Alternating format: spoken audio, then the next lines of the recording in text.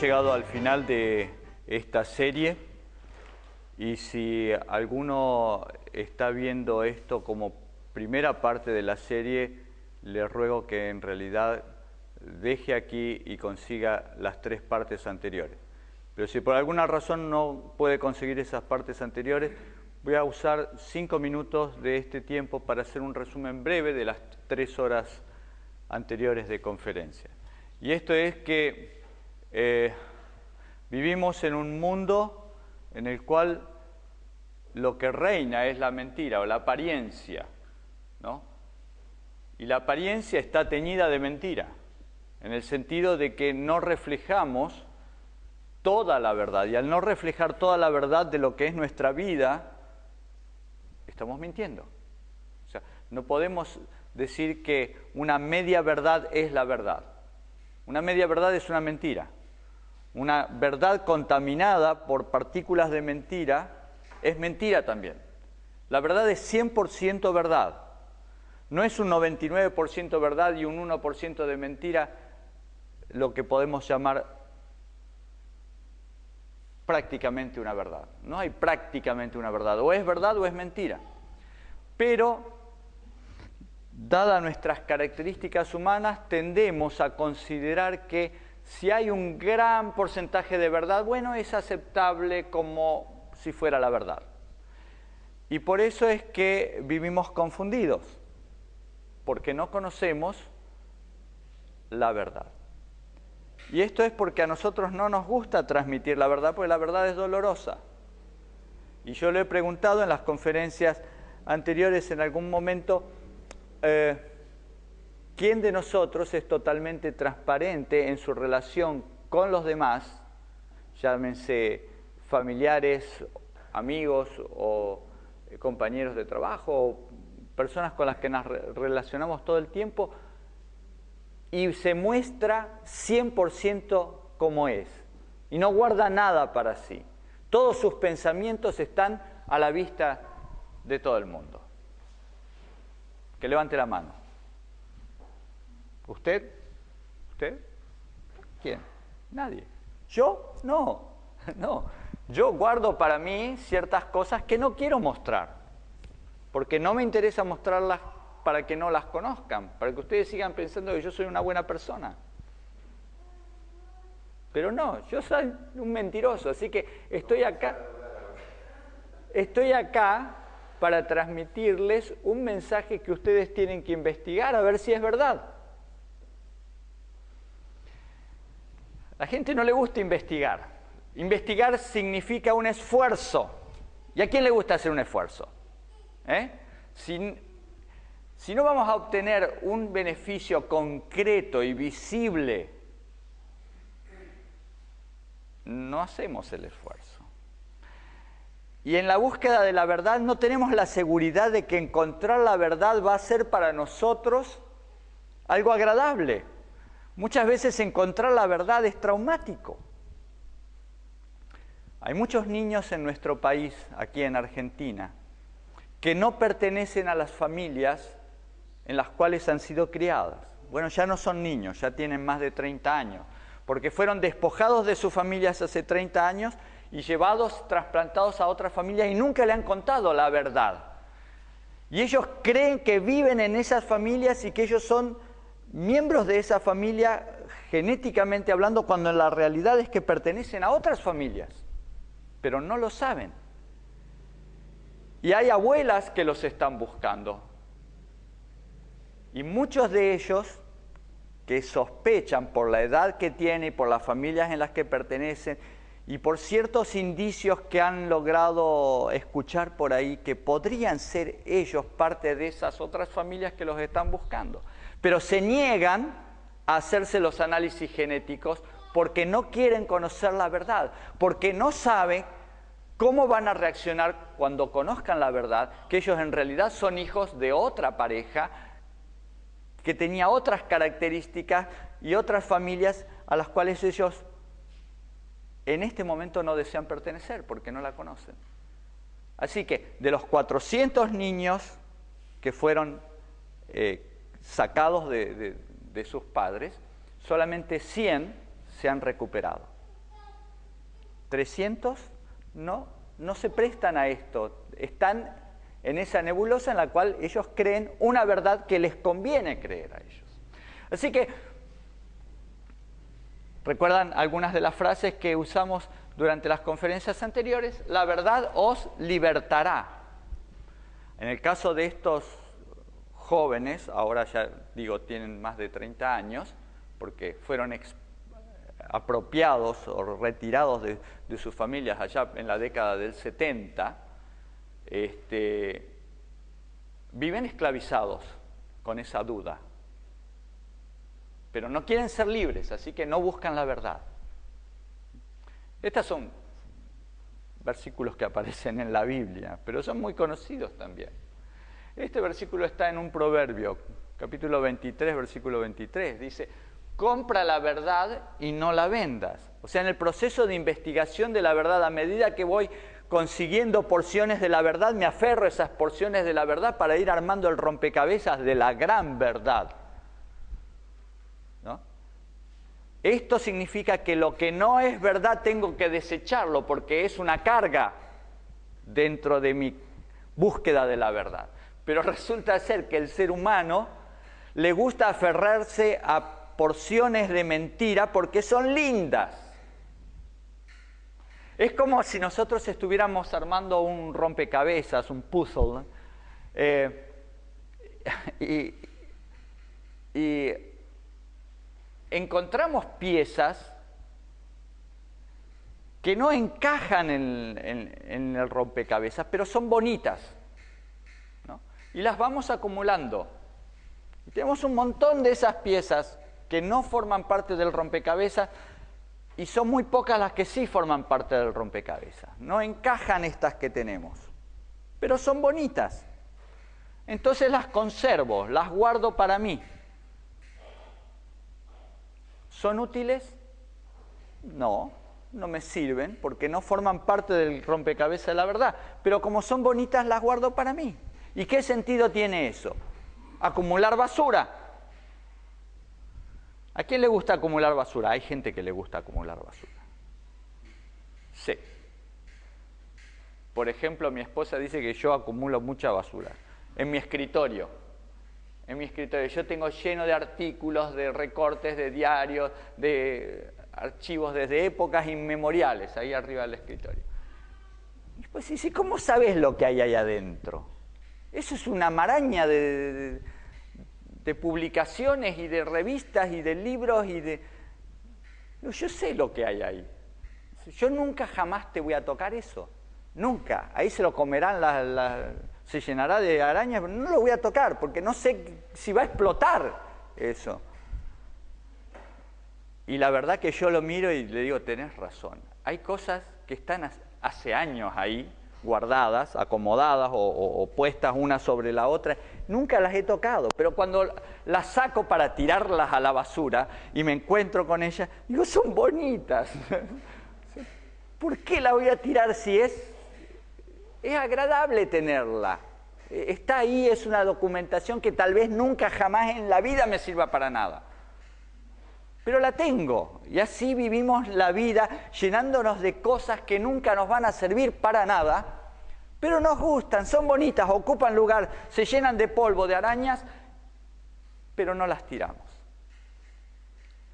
Y tenemos que reconocer que en muchos aspectos de nuestra vida actuamos así. Nos gusta lo que nos perjudica. No entendemos que la vida es un camino que tenemos que transitar. Nadie nos enseña que este camino es el que nosotros tenemos que llevar adelante de la mejor manera posible. Simplemente la gente cree que nació y que tiene que comer, dormir y trabajar para conseguir alimento, comida y seguir trabajando hasta el día que se muere. Y eso es toda la vida. La vida es mucho más que eso. Pero para eso hay que investigar, hay que estudiar, hay que leer, hay que compartir, hay que hablar, hay que... No lo hacemos. No queremos comprar la verdad. porque a nuestros ojos es cara la verdad. Hay una parábola de la Biblia, contó Jesús, dice que un hombre estaba arando un campo y de repente el arado chocó contra algo duro. Y él pensó que era una piedra.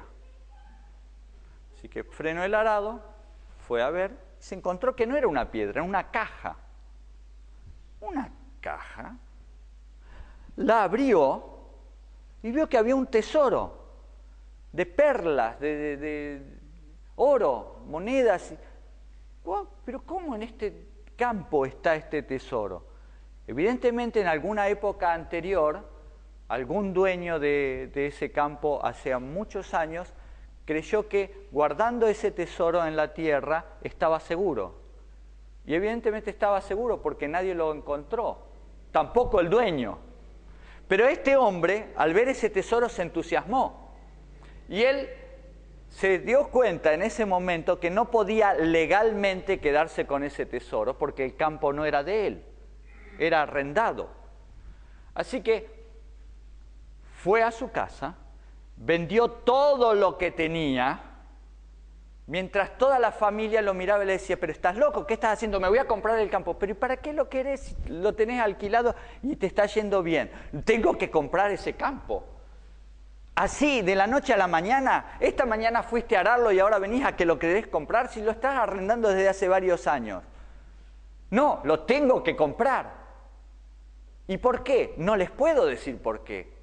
Lo tengo que comprar, créanme, vale la pena. Él estaba tratando de comprar la verdad. Él había descubierto la verdad y estaba tratando de comprarla. ¿Cuál era la verdad? Que en ese campo había una fortuna. Que no importa el precio que pagara por ese campo, lo iba a recuperar con creces, iba a ser millonario, tal vez no iba a tener que volver a arar la tierra, y valía la pena lo que estaba haciendo, pero no se lo podía decir a nadie. Porque si él lo decía, el dueño del campo no se lo iba a querer vender, se iba a querer quedar él con el tesoro. Así que vendió todo lo que tenía y compró la verdad. Cuando compró el campo, la verdad, que era ese cofre lleno de dinero, pasó a ser legalmente suyo, porque estaba en su campo. Y esta parábola nos enseña que cuando nosotros vemos el atisbo de la verdad, todo lo que tenemos pasa a ser superfluo. Tenemos que ir a buscar la verdad, comprar la verdad, y una vez que la compramos, no la vendas. No la cambies por algo de menor valor. Pues si tenés lo mejor, ¿por qué lo vas a cambiar por algo de menor valor? Y esto pasa cuando perdemos la salud. Cuando tenemos salud, no nos preocupamos por la salud.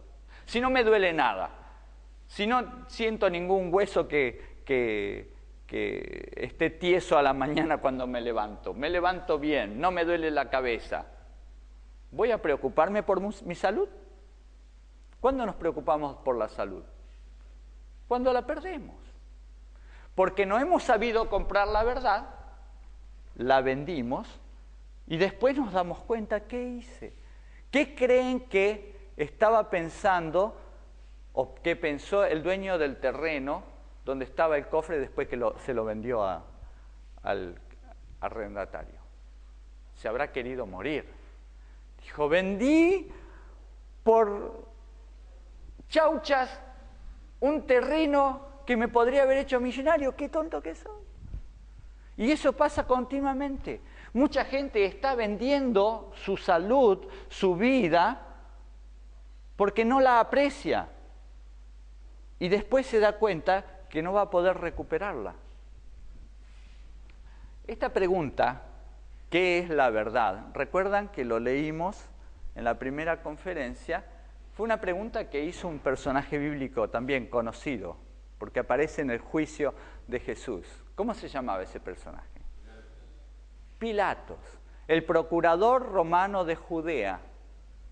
Un hombre, un político muy astuto, que viendo la sencillez de Jesús, cuando Jesús le dice que Él es la verdad, que Él había venido a dar testimonio de la verdad, Pilato le dice, ¿qué es la verdad?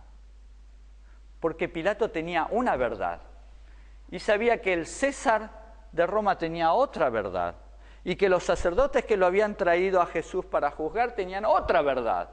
Y Jesús le estaba diciendo, yo vengo a dar testimonio de la verdad, pero ¿qué es la verdad si cada uno tiene su propia verdad? Hay un viejo refrán que dice, cada maestro con su librito, ¿no? O sea que cada uno tiene una verdad y se aferra a esa verdad. Pero es nuestra obligación ir un poco más y no cerrar nuestros conocimientos pequeñitos pudiendo obtener mayores conocimientos. No me gusta mucho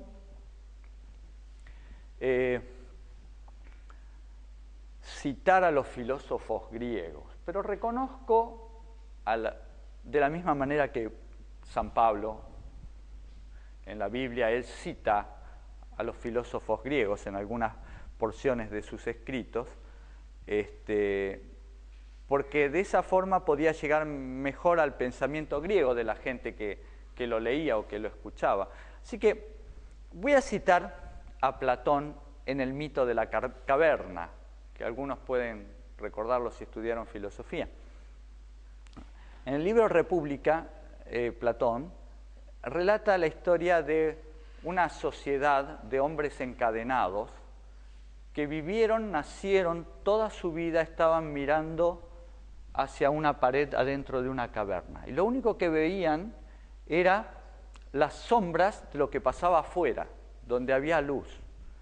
Para ellos esa era la realidad. Nunca desde pequeños habían visto otra cosa. Y esa era la realidad.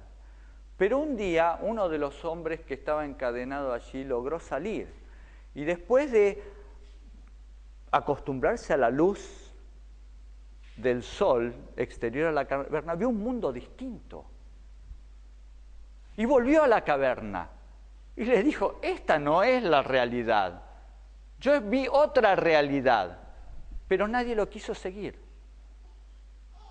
Todos querían la seguridad de la caverna y la tranquilidad de lo que veían, pero solamente eran sombras las que veían, porque la realidad estaba fuera de la caverna. Pero salir de la caverna era para ellos enfrentarse a un mundo distinto para el cual no se habían preparado y no tenían interés en prepararse.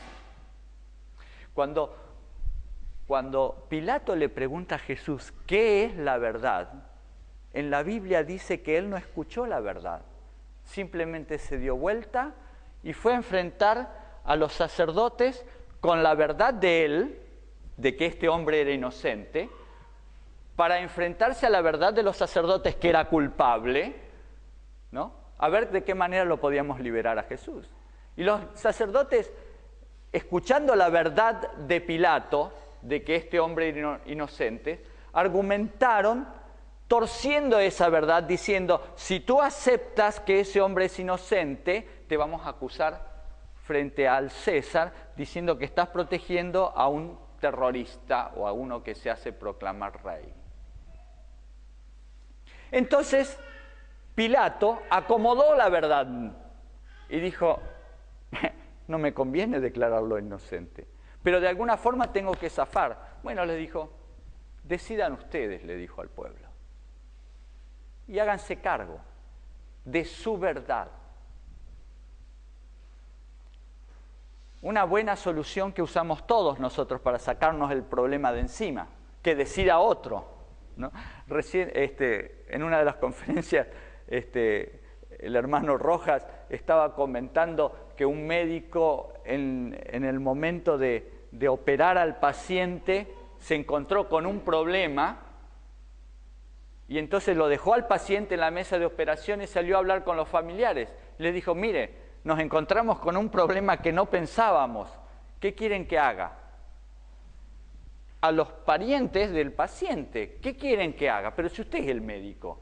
Ah, sí, pero si yo hago lo que tengo que hacer, tal vez se me muera el paciente. Así que mejor que ustedes tomen la resolución. Si se muere es culpa de ustedes y no culpa mía. Y el final de la historia es que la operación fue un éxito. de acuerdo a lo que los parientes del paciente dijeron que se tenía que hacer. Y el doctor lo hizo y el cirujano terminó la operación y el paciente murió unos días después. Pero la operación fue un éxito. El doctor también tenía su verdad. Cada uno tiene su verdad. La operación fue un éxito. El paciente murió, pero bueno, eso es culpa del paciente. ¿Para qué se murió? Si nosotros lo operamos bien. Pilato no quería hacerse responsable, pero la realidad es que él tenía su responsabilidad, porque él no quiso escuchar la verdad. Se quedó con su verdad, y así hacemos nosotros. Esto lo vamos a dejar para dentro de un rato, para el final, cuando veamos cómo es la verdad. La conferencia anterior yo les había mostrado un libro que despertó el interés de algunos de ustedes, que obviamente no terminé de leer, porque son 200 páginas y solamente leí fragmentos así dispersos que pudieran llamarles la atención. Escuchen el siguiente. Para asegurarse la opinión pública es necesario primeramente embarullarla por completo, haciéndolo oír por diferentes conductos, ideas y opiniones contradictorias, en párrafos muy largos para que los gentiles se pierdan en un laberinto. Solo así comprenderán que el mejor partido que deben tomar es no tener ninguna opinión. Para poder dominar a la gente es mejor embarullarla. ¿Recuerdan del profesor ese de filosofía que les conté que en aquella materia en primer año, que él sabía mucho pero no sabía explicarlo? Y nos embarullaba todo y yo lo miraba y decía, qué bárbaro, nunca en mi vida voy a entender la filosofía, porque esto es primer año y supuestamente esto es lo más básico y no entendí nada. Pero después hubo otra persona que lo explicó bien y lo entendí. Este es el primer secreto. El segundo secreto consiste en multiplicar a tal punto los desaciertos, las costumbres, las pasiones y las leyes convencionales del país que nadie sea capaz de pensar con claridad en medio del caos. Los hombres terminarán por no entenderse los unos con los otros.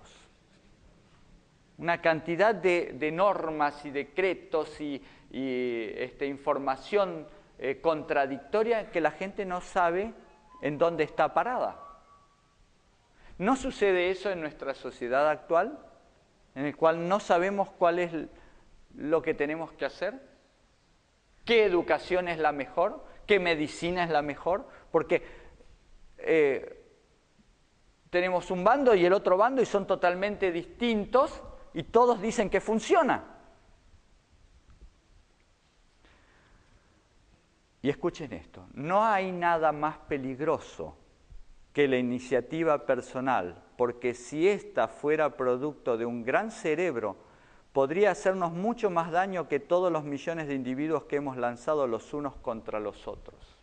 El peligro es que nosotros dediquemos tiempo a investigar, a estudiar, a convencernos por nosotros mismos en la búsqueda de la verdad.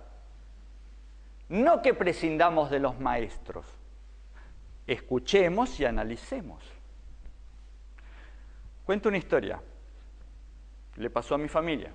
Mi hijo, el que aprendió a estudiar, a leer a los 4 años y medio solito, mientras yo le leía historias bíblicas, estando en la escuela, un día la maestra habló de los seres mitológicos y dijo, bueno, ustedes saben que los dragones no existen. Entonces él levantó la mano y dice, perdón maestra, sí, Andrés, los dragones sí existen. No, bueno, existen en los cuentos, en las historias. No, los dragones existen. No, no existen, Andrés. Los dragones son seres mitológicos, no existen. Sí, los dragones existen. En Indonesia, en las islas de Indonesia, existe un animal que se llama el dragón de Komodo, tiene estas y estas características, mide tanto, tiene tanto... Él había estudiado, le gustaba mucho la ciencia biológica de todo eso, y se había estudiado, y sí, existe, se llama el dragón de Komodo, y es una especie de lagarto gigantesco que podríamos decir emite fuego por la boca porque tiene una saliva que es muy corrosiva, ¿no? Y si cae sobre la piel de alguien le produce una llaga inmediatamente, como que lo estuviera quemando, ¿no?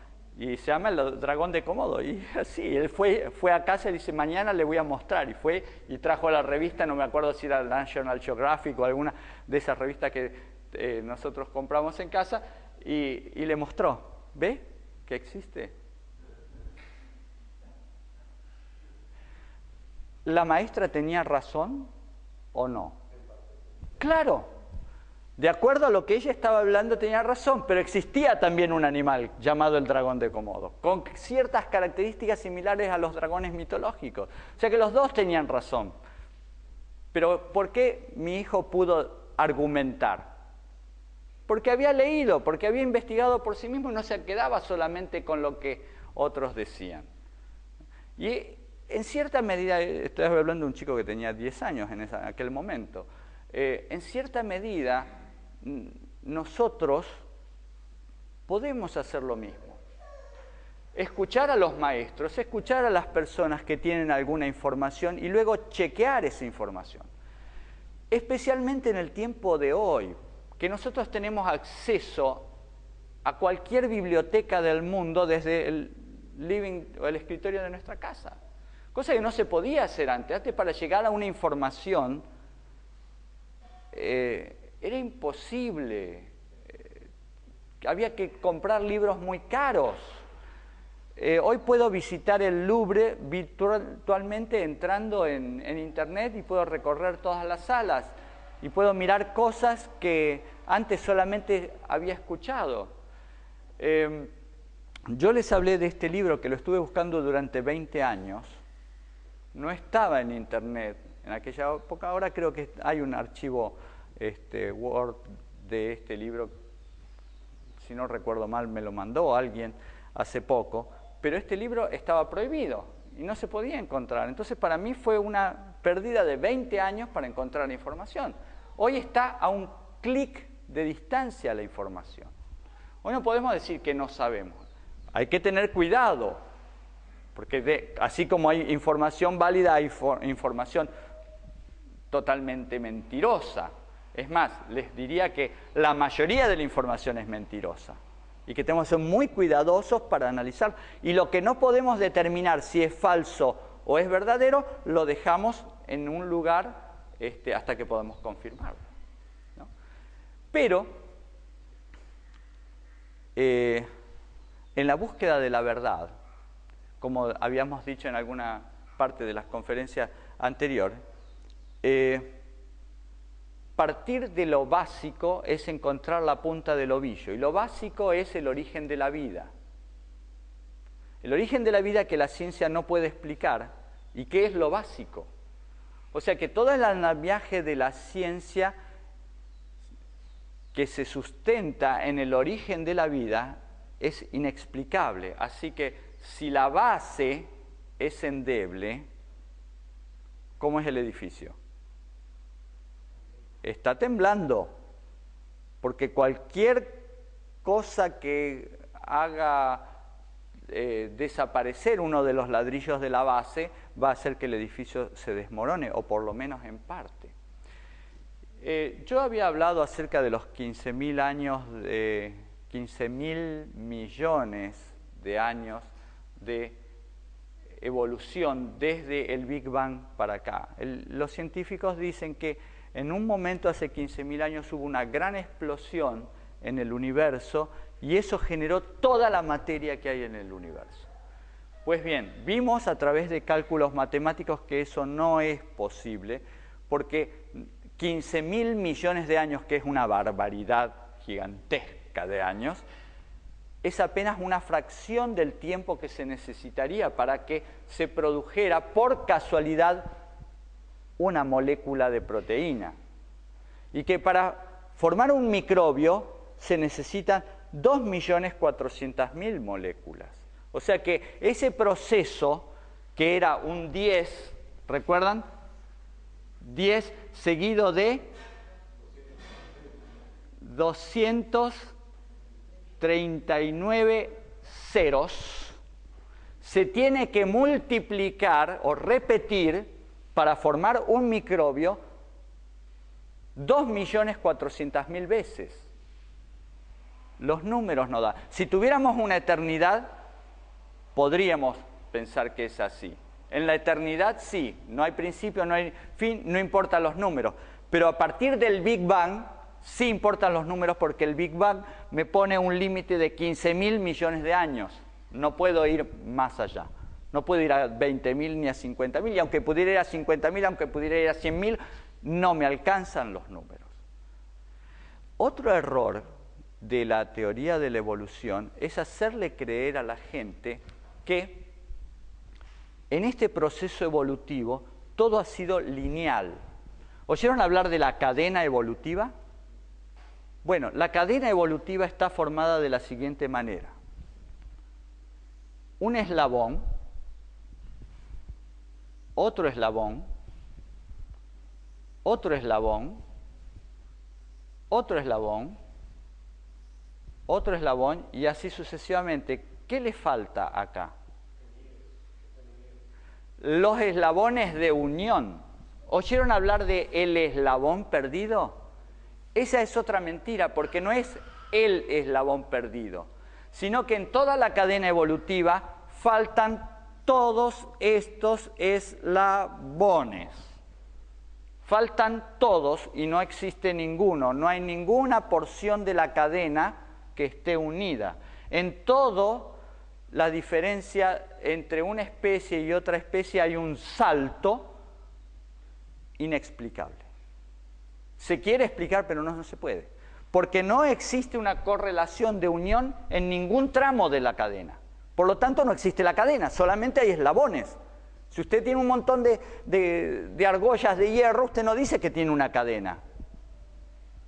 Y esa es otra mentira, decir que existe una cadena evolutiva y que solamente falta un eslabón, el que une al mono con el ser humano. No, faltan todos los intermedios. ¿Y por qué no se lo dice a la gente? Porque si le dijeran eso a la gente pensaría, ¿y entonces de qué cadena evolutiva me está hablando? Si le faltan todos. Ahora, si yo tengo todos los eslabones intermedios, y al final de la cadena solamente me falta uno, entonces yo puedo concluir que sí, que hay una cadena evolutiva y todavía no encontré el eslabón final. Pero esa no es la realidad. Y la realidad es lo que cuenta. La realidad es que en todos estos años de investigación, y se ha investigado por todos lados, no existen los eslabones. Y lo que es peor, cuando se dijo que se había encontrado algún eslabón, resultó ser falso. No encajaba, se lo forzó para encajarlo. O sea, parecía, ¿vieron esos juegos que a veces a los niños se les pone, que tienen un hueco cuadrado, un hueco redondo, un hueco hexagonal y así, y entonces le dan las partes, los cubos y todas esas figuras geométricas para que las encajen ahí? Y hay algunas que son muy parecidas, el rombo y el cuadrado son parecidos, ¿no?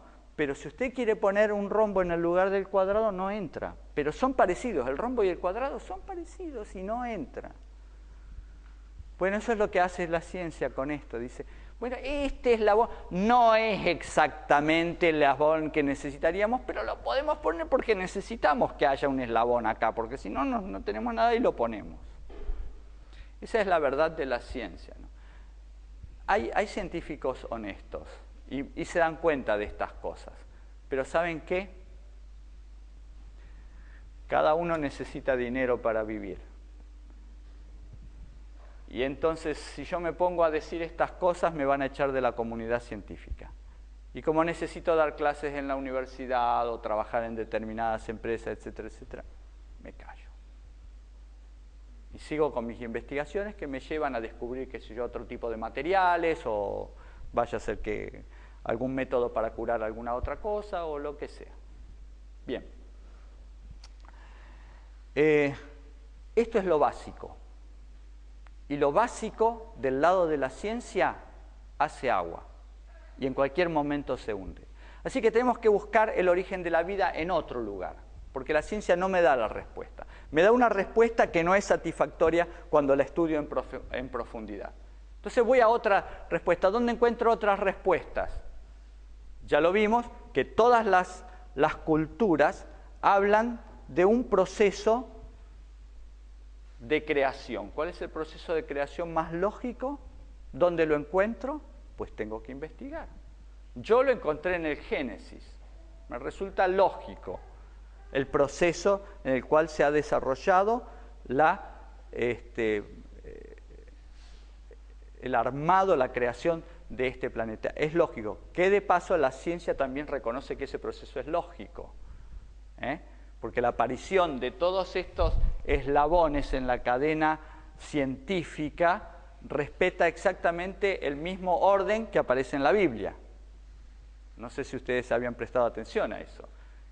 Ellos dicen, en la evolución primero el planeta estaba cubierto de agua, y del agua surgieron las distintas formas de vivir. Y lo que dice la Biblia, el planeta estaba desordenado y vacío, cubierto de agua, y de ahí empezó la formación de todas las secuencias que llevan a la semana de la creación. Si fue en una semana o no, ese es un tema de otra conferencia. Yo creo que fue en una semana por la simple razón de que un ser que tiene el poder de originar la vida, un ser superior que tiene el poder de originar la vida, para él significa lo mismo hacerlo en una semana o en 5.000 millones de años. Y si él decide hacerlo en una semana, es una semana, puede ser, porque si no, ese Dios no es poderoso.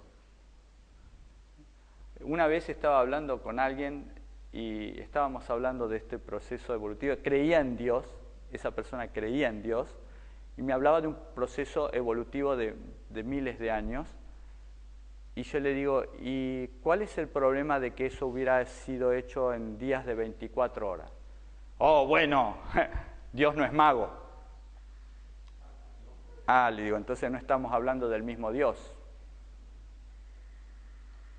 Su Dios no es mago. El mío sí es todopoderoso. Lo puede hacer en 24 horas. Se quedó mirándome porque nunca en su vida se había planteado ese problema. No lo había pensado. Dios no es mago, no lo puede hacer en 24 horas. Ah, ¿no? Entonces me voy a creer en otro Dios que sí lo puede hacer en 24 horas. Y pegando un salto de 1500, 1600 años, nos encontramos con el diluvio, como hablamos el otro día, en el cual todas las culturas están de acuerdo de que existió una gran inundación que cubrió toda la tierra. Todas las culturas, eso es innegable, eso es rastreable, eso es básico. Y ahora, cuando yo estudio en todas las culturas cuál de todas las historias que ellos cuentan es la más lógica, me encuentro con que una de esas culturas, que es la que tiene el libro del Génesis, me dice lo siguiente, y esto no me lo dice ninguna de las otras culturas, y leí, ya les digo, 50 de estas historias. De todo, del norte al sur, del este al oeste. La historia de la Biblia dice lo siguiente: hazte un arca de madera de gofer. Harás aposentos en el arca y la calafatearás con brea por dentro y por fuera. Y de esta manera la harás: 300 codos de longitud del arca, 50 codos de anchura, 30 codos de altura, la misma proporción de un barco carguero de la actualidad.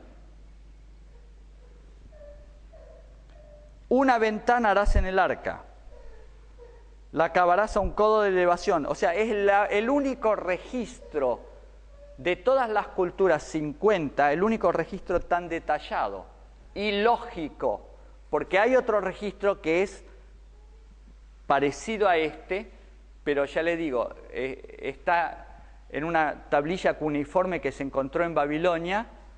En realidad se encontró en la ciudad de Elba, en la Mesopotamia, allá en Medio Oriente. Y esa tablilla cuneiforme que relata la historia de Gilgamesh Upernapishtim, Gilgamesh es un personaje considerado inmortal porque había vivido muchísimos años. Y cuando Dios le habla a este personaje para que construya un barco en que salvarse, le da las instrucciones y resulta que es un cubo. El barco tiene el mismo ancho, el mismo largo y la misma altura. Es un cubo. O sea que el dios de los babilonios, que es la historia más parecida a la que aparece en la Biblia, le dijo que en vez de construir un barco, construya un cubo que va a estar en el agua. Y ustedes, si alguna vez han tirado una caja al agua, se dan cuenta que una caja, un cubo, es totalmente inestable, no tiene equilibrio. Ustedes imagínense que el relato bíblico dice que Noé estuvo con su familia un año adentro de ese barco. Un barco que respetaba las mismas proporciones de los barcos actuales, por lo tanto era navegable, se sostenía en equilibrio, pero no una caja. Una caja habría estado así un año así. ¿Ustedes se imaginan estar adentro de un año en una caja llena de animales flotando y así, sin poderse estar en pie? La gente se marea en los barcos actuales, que se mueven mucho menos, y este barco tenía que soportar un diluvio. Esta historia es más creíble. Y cuando voy a la investigación arqueológica para ver si todo lo que sigue es más creíble, me encuentro que muchos personajes de la Biblia están en los registros arqueológicos de las culturas donde la Biblia dice que estaban. Entonces, ahí empiezo a tener un poco más de confianza en algo que se parece a la verdad. Y sigo mi investigación, porque cuando descubro otros libros, o sea, no es necesario que yo me estudie el Bhagavad Gita de principio a fin. No es necesario. Porque cuando empiezo a leerlo me doy cuenta que las historias no pueden ser reales. Son muy fantasiosas. Cuando estudio algunos otros libros de otras religiones me doy cuenta que no tienen la profundidad ni la verosimilitud que aparece en la Biblia. Entonces, descarto. ¿Recuerdan las piezas del rompecabezas que no me servían? Las descarto, las tiro. No, bueno, ya no voy a seguir por este camino, porque este camino evidentemente tiene fallas. Esas son cosas lógicas que uno no se plantea en la vida normal, buscando la verdad. Pero que nos la plantearíamos si saliéramos en automóvil. Si nosotros vamos en un automóvil y vemos un camino que está en buenas condiciones y vemos otro camino que está todo roto, lógicamente, ¿por dónde vamos a ir? Por el que me presenta mejores condiciones, no por el que está todo roto. Pero en la vida común de cada día muchas veces elegimos el camino roto. Pensamos que ese es el mejor y desechamos lo que está mejor planteado. ¿Por qué? Porque muchas veces preferimos lo más fácil. Generalmente los caminos rotos están hacia abajo. Van cuesta abajo. Entonces nos exige un esfuerzo menor que subir. ¿O no? No es así. Yo tenía un auto viejo la primera vez que fui a Mar del Plata. Un auto de 20 años. Un Fiat 1500. El pobre, no sé cómo llegó a Mar del Plata, pero llegamos bien. El tema es que para recorrer Mar del Plata por la costanera, hay que ir por la avenida Colón, que tiene una subida hacia la playa Varese muy empinada, muy empinada. Y yo iba con el auto, mi esposa y mis 2 hijos, y de repente me di cuenta que el auto no tenía la potencia para subir esa. Y yo estaba en el medio del trayecto y el auto no subía. Y yo decía, y todos los que vienen detrás mío me van a atropellar. Y cambiaba las marchas y ponía segunda y apretaba el acelerador y el auto iba hasta que llegó arriba de... dije, no vengo más por acá. El pobre auto hacía lo que podía. Pero en la vida nosotros hacemos lo mismo. Si nos cuesta mucho esfuerzo, tratamos de no ir por ese camino. Buscamos el camino llano, el camino cuesta abajo. No importa que sea un camino que nos lleva a un precipicio en el cual nos vamos a desbarrancar. Entre tanto, por lo menos vamos cuesta abajo. No nos costó ningún esfuerzo. Entonces la búsqueda de ese camino y empezando a depositar la confianza en algo que nos suena más parecido a la verdad, porque lo que hemos descubierto nos muestra que hay verdad en los personajes bíblicos, que realmente existieron en la historia, que hay tablillas cuneiformes que los mencionan, como yo le contaba a alguien en una de las comidas que estábamos haciendo, que hay tablillas donde se encontró en la ciudad de Ur que se menciona a Taré, a Nacor y a Abraham. Todos familiares, mismos personajes de la Biblia. Se menciona que ellos hicieron tal y tal compra y tal venta porque eran comerciantes en Ur de los Caldeos. Entonces yo digo, entonces lo que dice la Biblia es verdad, estos personajes existieron en la realidad. Hay una prueba extrabíblica que me lo está confirmando. De la misma manera que hay pruebas extrabíblicas que ya hablamos en la conferencia anterior de que el arca de Noé existe y está en el monte Ararat, donde decía la Biblia que estaba, los satélites, los aviones de reconocimiento y algunas expediciones de hace 100 años, hablábamos de Fernando de Navarra, hablábamos del ejército del zar Nicolás II, llegaron y tomaron muestras y tomaron fotografías y hicieron dibujos. Entonces, partiendo de eso que es lo básico, voy depositando mi confianza en otras enseñanzas que pueden llevarme por el camino que conduce a la verdad. Y esa verdad es la vida. ¿Qué otra cosa deseamos más que la vida? ¿Por qué la gente se somete a tratamientos médicos invasivos, paga fortunas por medicamentos para alargar la vida? ¿Por qué lo hacen? Porque quieren vivir. Es algo inherente del ser humano. No queremos morir, queremos vivir la mayor cantidad de tiempo posible.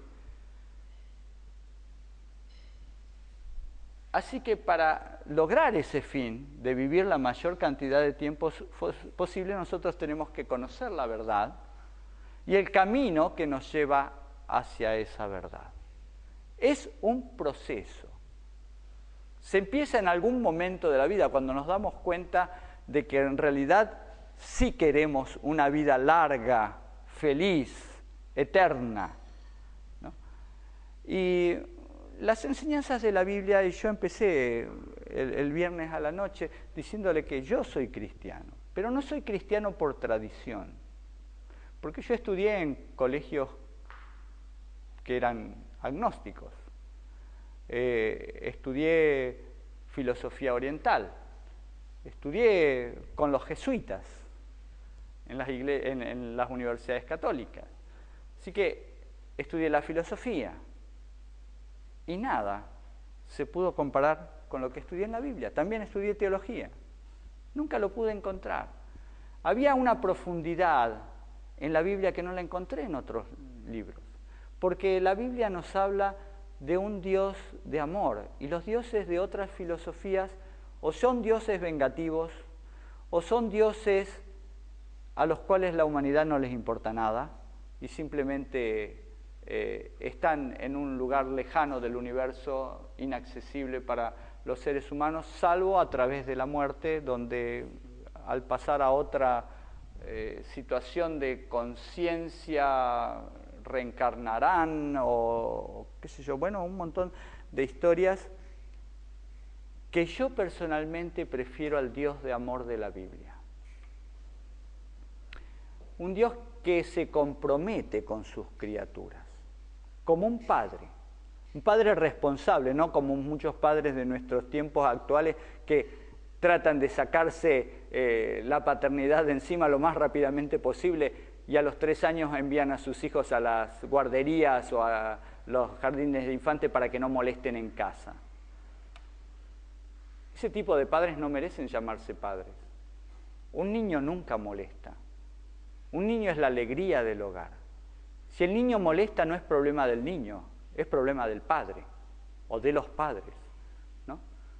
Porque un niño tiene necesidades y tiene que ser satisfechas. Y para eso están los padres, para satisfacer las necesidades de ese niño y criarlo de la mejor manera posible, inculcándole lo que a nuestra sociedad actual le falta, que es el amor, el verdadero amor. La sociedad actual ha transformado la palabra amor en sexo y le hace creer a la gente que sexo es amor. Y no es así. El sexo forma parte del amor entre un hombre y una mujer para formar una familia unida en base a ese amor. Y en la Biblia yo encuentro a un Dios que no solamente se involucra, sino que es capaz de llegar a un sacrificio terrible con tal de darle a sus hijos la vida que alguien les quiso quitar. Y esto es cuestión de elección, todo es cuestión de elección. No hay mucho de qué elegir. ¿La verdad o la mentira? ¿Qué es lo que usted prefiere? ¿Usted prefiere un Dios que no se preocupa por usted? ¿Un Dios que es vengativo y que está esperando que usted cometa algún error para golpearlo? ¿O un padre amante que cuando usted comete un error le dice, dame la mano, yo te ayudo a levantarte para que no vuelvas a cometer ese error? Y me enseña cómo transitar por el camino. Me lo enseña, me lo muestra a través del ejemplo de su hijo que vino a este mundo para mostrarme el camino que me conduce a la verdad, que me conduce a la vida eterna. Sencillo. ¿Cuánto más se necesita? Todo lo demás es relleno, todo lo demás son palabrerías, todos los demás son interpretaciones. Lo único que se requiere para ser feliz es conocer la verdad, y la verdad es amor. Así lo dice la Biblia. Dios es amor. Cuando aprendamos a conocer el verdadero amor, entenderemos que es inigualable. El verdadero amor no se puede comprar, no se puede vender. El verdadero amor nos hace feliz y no sabemos cómo. La naturaleza humana me hace creer que voy a ser feliz si tengo más. Y el verdadero amor me muestra que soy feliz cuanto menos tengo. Es ilógico, pero es cuestión de probarlo. Cuando uno tiene un solo pedazo de pan para comer y ve a otro que en realidad hace una semana que no come, entonces el pedazo de pan que me voy a comer yo pierde su significado de alimento para mí y lo comparto con aquel que no tenía desde hace una semana. Y cuando veo el rostro de esa persona recibiendo algo inesperado que va a saciar su hambre, me estoy alimentando a mí mismo en la satisfacción de mi prójimo. Y eso es lo que vino a enseñar Jesús. La misión de cada ser humano es dar y no recibir. En el dar recibimos mayores bendiciones que al acumular para nosotros mismos basura que después no sabemos qué hacer con ella. Es simple el mensaje, ¿verdad? Es sencillo. ¿Por qué nadie lo practica? Porque nadie lo conoce, o muy pocos lo conocen. ¿Por qué no lo conocen? Porque investigar y llegar a este conocimiento lleva tiempo. Y como vimos a través de este librito, hay todo un plan para que nosotros no conozcamos la voluntad de Dios y no la pongamos en práctica. Ese plan lamentablemente ha surtido mucho efecto en nuestra sociedad actual. Los medios de comunicación han sido utilizados eficazmente para torcer la mente de las personas, y lo que antes se llamaba bueno, ahora se le dice malo. Y lo que antes era malo, ahora se le dice bueno.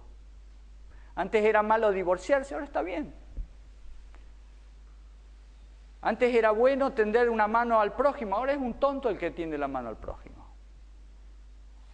Alguien me preguntaba, ¿y tus vecinos allá en el campo están cerca o están lejos? Bueno, el más cercano está a 200 metros y después no hay más nada. O sea, en 1 kilómetro a la redonda no hay más nada. Pero con los pocos vecinos que tengo, me llevo bien. Son buena gente, son serviciales y tenemos buena relación, porque conservan todavía la mentalidad antigua de que un vecino tiene que estar al lado del otro para tenderse una mano y no para ser un adversario, a ver si te puedo ganar. ¿Cuánta gente hoy se endeuda para comprar un auto mejor que el de su vecino? ¿Es lógico eso? Pero es el pensamiento de la sociedad actual. No des nada porque te vas a empobrecer, y no es así el camino de Dios. El camino de Dios dice: da de la misma manera que yo doy, porque yo, dice Dios, me di enteramente, di a mi Hijo, te amé de tal manera que di a mi Hijo para que todo aquel que en Él crea en esta verdad, no se pierda, sino que tenga la vida eterna. Sencillo, simple, fácil. ¿Fácil? Es cuestión de ponerlo en práctica y ver los resultados. Cuando uno ve los resultados se entusiasma. Porque así como las drogas producen una sensación muy agradable, por eso mucha gente se droga con distintas cosas, con medicinas, con ansiolíticos, con alcohol o con cigarrillos, o con cocaína o con lo que sea, porque le produce una sensación de placer. El amor verdadero, el dar, el no esperar nada a cambio, el hacer el bien por hacer el bien, nada más que por ver una cara feliz al recibir lo que tenemos para darle, eso solo produce una sensación tan agradable como la mejor de las drogas. Y entonces nos volvemos adictos y estamos buscando gente a quien hacerle bien, porque quiero volver a sentir esa sensación agradable de haber dado. Y eso tenemos que inculcárselo a los niños. Cuando yo era niño, tendría unos 10 años aproximadamente, ya comenzó a celebrarse el Día del Niño. Y mi mamá y unas vecinas, madres de compañeritos del barrio, dijeron: ¿y si hacemos algo especial en vez de regalarle a nuestros hijos algo el Día del Niño? Porque tienen muchos juguetes que no los usan. ¿Por qué no los incentivamos a que ellos regalen sus propios juguetes? Así que con anticipación nos pusieron, en las vacaciones de invierno de julio, a revisar todos nuestros cajones y sacar todos los juguetes, arreglarlos y prepararlos para regalárselos a otros niños. Y cuando uno a esa edad vuelve a encontrar juguetes que había dejado hace meses, dice: ¡ay, qué bonito! Es para regalar, decía mamá, porque hace meses que no lo... ¡Ay, pero lo tengo que regalar! Y sí, hay que regalarlo. Bueno, los arreglábamos, los pintábamos, los pusimos en bolsas, así los envolvimos para el regalo, y fuimos a un hogar de niños huérfanos. Mi mamá y las otras señoras hablaron con la directora del hospital, dijeron: sí, aceptamos los regalos. Pero mi mamá dijo: con una condición, que cada niño le entregue el regalo que él preparó a los otros niños que están acá. Entonces, habíamos preparado 4 o 5, así que íbamos y sabíamos lo que había en cada paquete y elegíamos: este muñeco le va a gustar a este otro niño. Así que íbamos y se lo regalábamos en la mano. Para mí, decía, para mí, sí, para vos. Y la alegría de esos niños, cuando terminó la jornada que nos volvimos a nuestra casa, no hubo regalos para nosotros. Nuestros padres se habían preocupado de que no tuviéramos regalo, porque ellos sabían que nuestro regalo era la satisfacción de haber visto a esos niños alegres con lo que nosotros les regalamos. Y hermanos, yo he vivido muchos años y muchos días del niño, pero el único que recuerdo es ese. La satisfacción, lo único que nos dieron fue una chocolatada caliente con galletitas cuando llegamos a casa, como merienda. No hubo regalos y no me importó, pero lo que quedó en mi mente y en mi corazón siempre fue la cara de esos niños. Claro, eso lo repetí con mis hijos también, porque hay que dejar marcas de ese tipo en nuestros niños. Saber que dar es mejor que recibir, porque Él se dio a sí mismo para que nosotros podamos recibir un regalo que no merecemos, porque no hicimos nada para merecerlo, pero que Él nos quiere dar ese regalo. Y la única forma de darnos ese regalo era darse a sí mismo. Yo, personalmente, elijo a ese Dios de amor. No sé a cuál elegirá usted, tiene el camino abierto. Puede investigar, puede empezar el proceso hoy, no se tarde. No queda mucho tiempo. He descubierto que la Biblia es verdad hasta en los mínimos mensajes, y las profecías se están cumpliendo. Hay un desarrollo dramático de acontecimientos proféticos que en este tiempo se están presentando a distintos niveles, políticos, económicos, sociales y hasta ecológicos, en el clima y en la estructura de nuestro planeta, que está siendo conmovida por distintos desastres naturales. Si usted no se dio cuenta, evidentemente está viviendo en otro planeta, porque las inundaciones, los tornados, tormentas de nieve y otra serie de efectos climáticos están apareciendo en lugares donde no había nunca. Por ejemplo, un terremoto en Nueva York, un tornado en Nueva York, una nevada en octubre en Nueva York también. Esto debería sacudir la mente de las personas y decir, ¿qué está pasando? Hay algo que me estoy perdiendo, hay algo que me están ocultando, y sí se lo están ocultando. Averígüelo, investíguelo, estudie, prepárese, busque el camino que conduce a la verdad para tener la vida eterna. Me gustaría compartir con usted esa vida eterna. Que el Señor le bendiga.